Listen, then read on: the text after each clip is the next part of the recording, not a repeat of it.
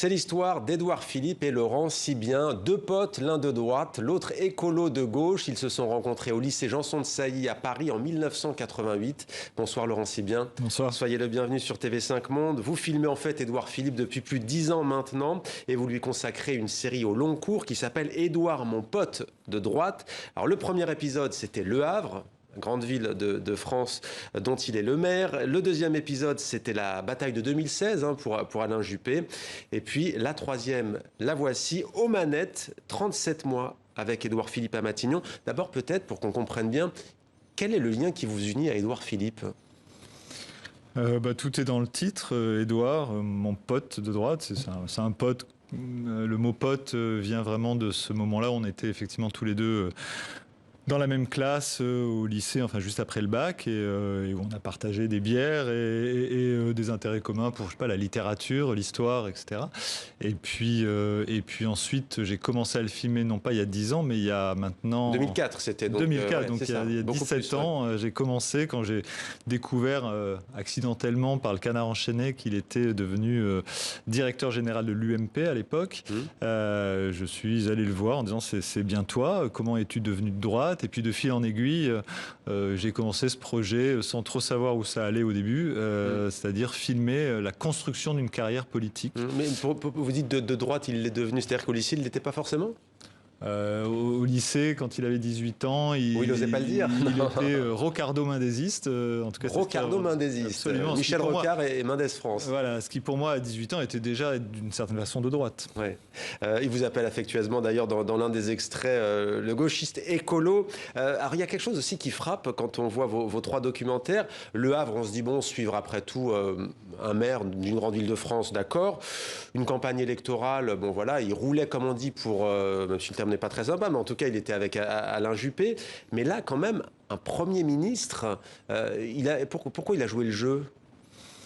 D'abord parce que c'est l'idée de ce projet au long cours. Voilà, c'est l'idée de ce portrait au long cours avec lui. Donc évidemment, je le fais avec lui et l'idée étant à un moment de passer de l'étape de la conquête du pouvoir, qui était celle des deux premiers films. On était dans le cadre d'élections et tout à coup, voilà, on est à l'exercice du pouvoir. L'idée de ce que c'est exercer, être aux manettes, un mot qu'il utilisait très souvent depuis très longtemps finalement.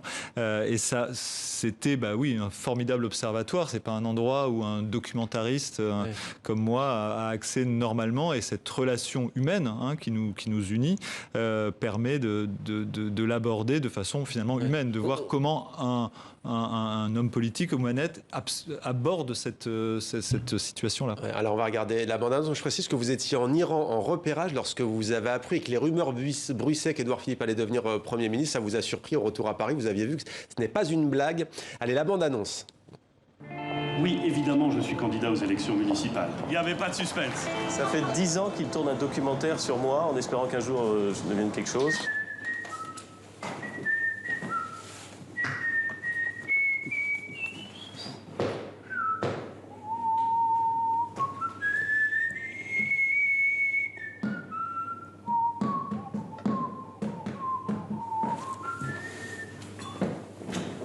Je suis gauchiste, posez votre question. Ah bah tiens, tu veux que je te pose des questions de gauchiste aujourd'hui ? Oh non, putain. Sois gentil avec moi, je fatigue. Ouais, attends, tu me tends une perche. Non, fais pas chier. Vas-y. Posez votre question. Toujours de droite ? Well, yes. Well, yes. Yes! For the last time, no! Donc voilà, moi je reviens dans 3 semaines, j'espère que tu seras encore là pour qu'on poursuive. Ouais, moi aussi. Surtout pour ton film. Pour mon film, je pense. Sinon, ça va être un court-métrage.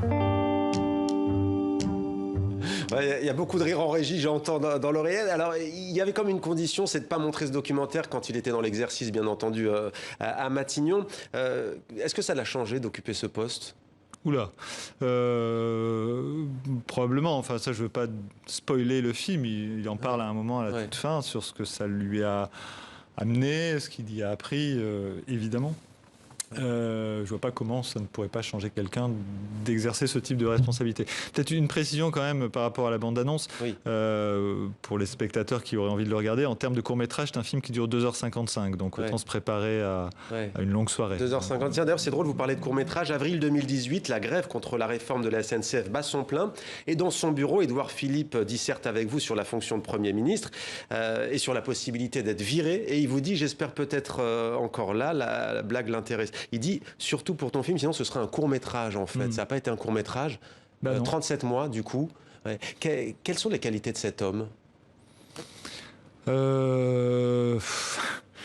Je sais pas. Je suis désolé de pas vouloir répondre à cette question. Je suis pas édouardologue.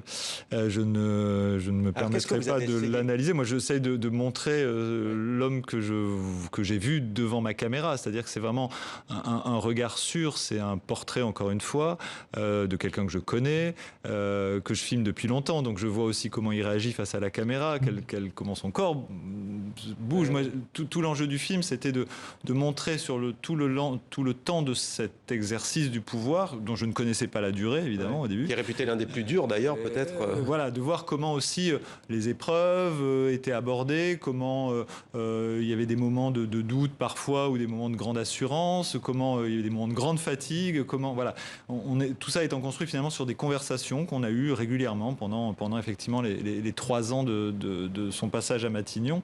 Et donc, l'important pour moi, c'est que jusqu'à la fin, il y a eu ces moments de discussion et que selon les contextes, selon ce qui se passait, quand on était en plein gilet jaune ou quand on était en plein coronavirus, évidemment, c'était ce qui s'imposait dans nos conversations. Et puis parfois, c'est des discussions sur qu'est-ce que ça te fait ? Oui, qu'est-ce que ça te fait d'être à cet endroit ? Des questions parfois très simples, est-ce que tu dors encore ? Ou est-ce que tu as le temps de lire ? Enfin voilà, c'est aussi essayer de comprendre comment être à cet endroit change peut-être ou modifie. On voit boxer, ça c'est quelque chose qui est important pour lui, le sport. Il a pu continuer à en faire. Comment il a géré cette période ? Alors ça, c'est des images du 2e épisode, du 2e film. Je ne l'ai pas, je ne l'ai pas filmé en train de faire de la boxe. Je crois qu'il a continué, mais ce n'était pas l'objet de ce film. Ouais. Alors vous le savez bien entendu, je sais que vous n'allez pas me répondre, mais forcément, le prochain épisode, c'est quoi ? C'est l'Élysée. En tous les cas, si il y va, vous continuerez à le filmer. Vous avez eu un engagement de sa part. Je sais pas du tout. Ouais. Honnêtement, je sais pas. Je sais rien dans le sens où je ne sais pas du tout s'il a des projets et quels sont-ils. Et puis je ne sais pas non plus si je continuerai. Je veux dire, moi je continuerai si j'estime que j'ai quelque chose de plus à raconter. Et quand on voit l'abstention qu'il y a eu au régional, vous pensez que c'est important peut-être cet exercice qui est quand même, disons-le, plutôt atypique et plutôt inédit de la part d'un documentariste. Vous pensez que ça peut, en toute modestie et humilité, que ça peut jouer un rôle ? Je ne prétendrai pas qu'un documentaire a un rôle majeur dans ce genre. Non, mais montrer comment question. Ça se passe dans les coulisses, comment on exerce. C'est pas vraiment les coulisses. Ouais. C'est pas un film sur les coulisses, parce que les coulisses, c'est ce qu'on verrait, ce qu'on ne voudrait pas nous montrer. C'est ça. C'est pas le cas. Si je filme, moi je filme pas en caméra cachée, donc c'est pas de l'image autorisée. C'est juste que il y a un rapport de confiance qui fait que effectivement, je peux voir le fonctionnement de la machine de l'intérieur sans difficulté, mais c'est pas pour autant ce que j'appellerais des coulisses. Mais est-ce que ça peut avoir du sens de montrer ça ? Peut-être. Moi, je pense que un des grands enjeux démocratiques aujourd'hui, c'est peut-être aussi de démystifier le pouvoir, l'endroit du pouvoir, qu'il n'est pas aussi ni effrayant, ni formidable, juste c'est de l'humain, c'est des humains qui travaillent ensemble, qui travaillent beaucoup en général, et peut-être que effectivement ça peut servir à comprendre un peu mieux les institutions dans lesquelles nous Merci vivons. beaucoup Laurent Sibien. Donc le 3e volet de votre série au long cours s'appelle Aux manettes. Merci à vous.